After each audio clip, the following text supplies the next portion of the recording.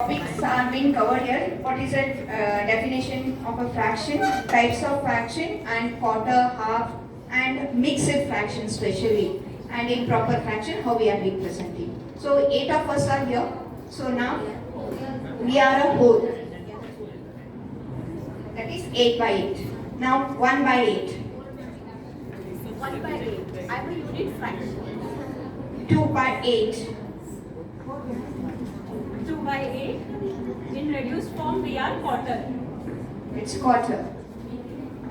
3 by 8. And 3 by 8, proper fraction.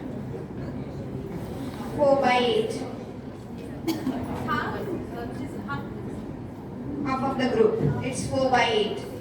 5 by 8. And 5 by 8. 6 by 8. We are 6 by 8 and I represent 3/4 of the group. 3/4 of the group. 7 by 8. I am 7 by 8. I represent proper fraction. Now 8 by 8. It is nothing but again a whole.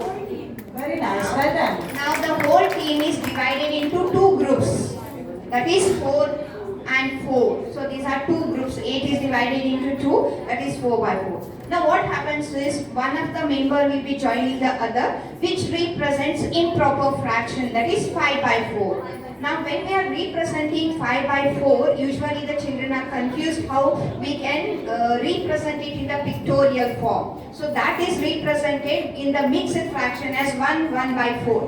1 by 4. That is 1 and it is a 4.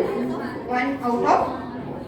So this is the representation of improper fraction, mixed fraction, proper fraction, unique fraction, and a group divided into two equal parts.